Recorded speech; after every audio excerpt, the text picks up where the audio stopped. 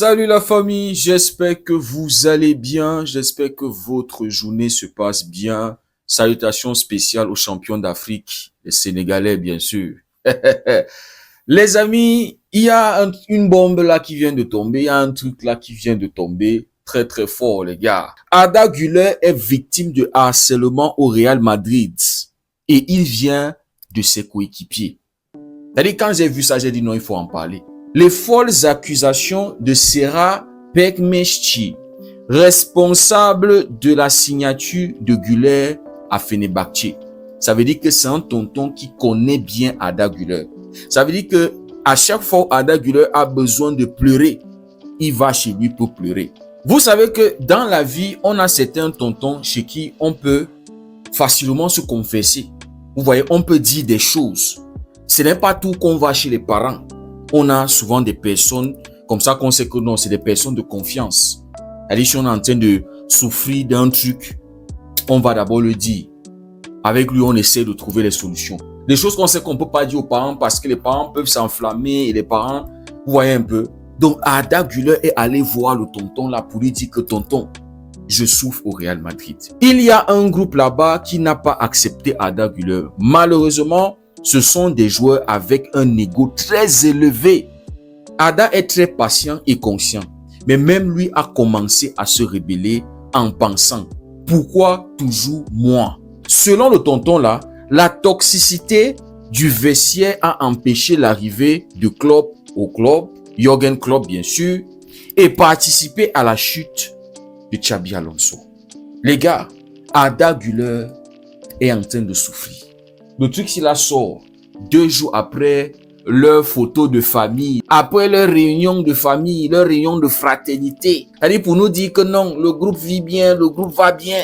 Alors qu'il y a des mauvais trucs qui se passent dans ce vestiaire, les gars. Arda Güler n'est pas épanoui au Real Madrid. Mais moi, je veux commencer par dire bien fait à toi, Arda Güler. Bien fait à toi, mon petit. Parce que normalement, tu devais être au Barça. Pour un petit qui a toujours été fan de Lionel Messi et du Barça, retourner sa veste, aller au Real Madrid, c'est bien fait pour toi, mon petit. Vous voyez, le Real Madrid, c'est un club de gangsters. Et il n'y a que les gangsters qui vont dans ce club-là. Ouais, c'est comme quelqu'un qui ne boit pas la bière.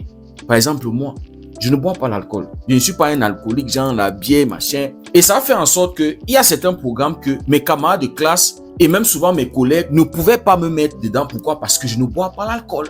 Et pour ceux qui boivent l'alcool, ils ont cette mauvaise attitude-là de marginaliser les autres.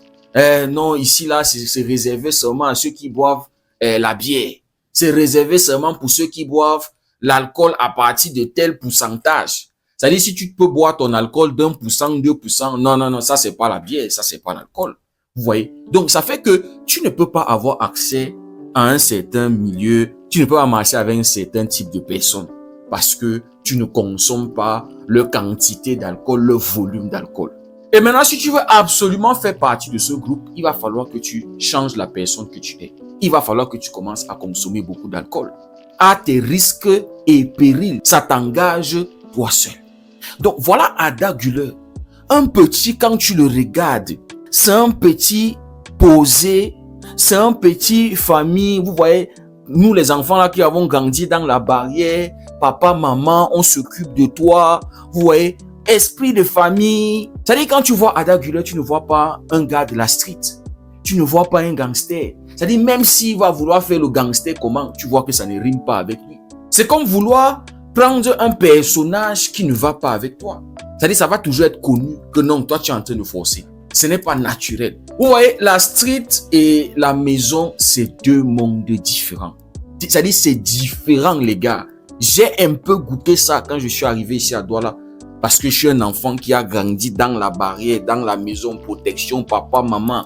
Mais quand il a fallu faire face à la vie les gars, c'est-à-dire quand je suis arrivé ici à Douala, sorti pour commencer à chercher du travail. Non les gars, j'ai un peu goûté la street. Donc Arda Güler a voulu faire le dur. Il est allé au Real Madrid. Il est allé là où il y a les gangsters, là où l'ego est surdimensionné. Et maintenant le petit est en train de souffrir. Bien fait pour toi mon petit. Voilà les conséquences de ça aujourd'hui, ça se voit. Arda Güler n'est pas épanoui. Pour un petit qui a du potentiel, pour un petit qui est talentueux, tu le regardes, tu dis, mais c'est le petit là qu'on avait connu avant qu'il arrive au Real Madrid avec tous les promesses, tout le talent, tout ce qu'on... Mais qu'est-ce qui se passe que le petit là? Et maintenant, il se rebelle aussi, les gars. On l'a vu, je me rappelle plus juste du match là, où il était sorti et il était très en colère. Pourquoi est-ce que c'est toujours moi qui sors? On a vu que sous Carlo Ancelotti, il était mis sur le banc. Il avait très peu de temps de jeu. Xabi Alonso est arrivé, on se disait que non, peut-être avec Xabi Alonso, ça allait être... Mais à un moment, c'était encore compliqué.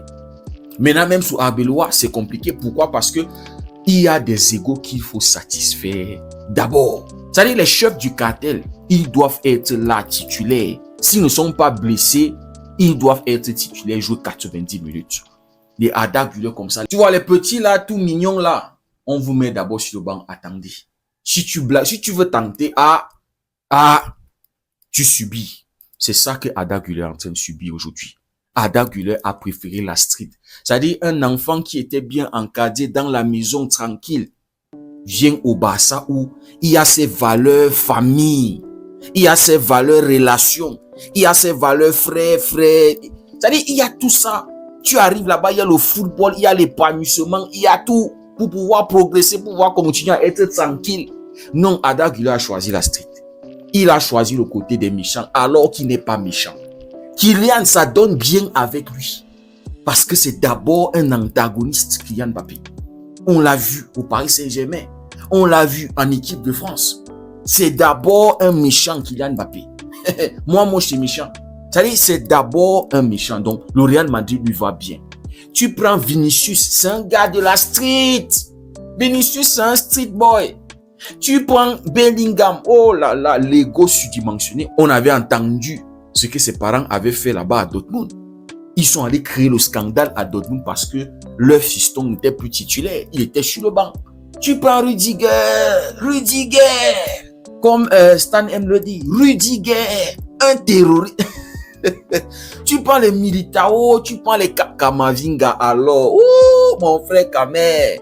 Mon frère Mbami, c'est les gars qui taclent fort, les gars qui ne blaguent pas. Tu prends Kamavinga, c'est un petit qui est né dans un camp de réfugiés. C'est un petit de la street, c'est-à-dire c'est un petit qui vient de la souffrance. Quand tu vois aussi Asensio, les gars, il a une tête de gangster. Il a une tête de méchant. Ça se voit avec les tacles, les cartons rouges. C'est-à-dire dans sa jeune carrière, il a déjà au moins 4 ou 5 cartons rouges. C'est-à-dire le Real Madrid lui va bien parce que c'est un gangster. On a dit la régène de Ramos. C'est-à-dire Arda Güler est allé dans le Real Madrid de Ramos, le Real Madrid de Casemiro, le Real Madrid de Roberto Carlos, de Pepe. Non, Arda Güler. Toi-même, tu t'attendais à quoi? C'est bien fait pour toi. Assume. C'est toi qui as choisi le Real Madrid. Assume les conséquences. Maintenant, c'est les pleurs. Non, c'est interdit de pleurer. Quand tu pleures, c'est trop grave. C'est trop grave, mon petit. Ne pleure plus. Tu vas devoir maintenant être gangster. Tu vas devoir changer ta personnalité. Oui, pour ce que tu n'es pas. Alors qu'au Barça, tu allais être tranquille. Au Barça, tu allais être à la maison. Confort familial. Le cas. Waouh, mon petit. Pitiation pour toi. Tu vas faire comment? Le choisi, c'est le choisi. Maintenant, on nous dit que Kylian Mbappé est incertain pour le match contre la Real Sociedad. Monsieur l'acteur. C'est-à-dire, il a vu que la Sociedad est en forme actuellement et il veut fuir. La gêne sort d'où? On nous dit Kylian Mbappé a une gêne, Kylian Mbappé, ça sort d'où? C'est pas le mec qui a claqué un tapping tout récemment. C'est pas lui qui a joué le week-end dernier. La gêne maintenant sort d'où? C'est aux entraînements ou bien c'est l'alcool qu'ils ont bu tout récemment là, au restaurant, c'est ça? Il a mangé quoi là-bas au restaurant qui est en train de gêner son corps? Le mec veut fuir le match de samedi. Je ne sais pas s'il a un programme pour la Saint-Valentin, s'il a une meuf qui va aller pécho.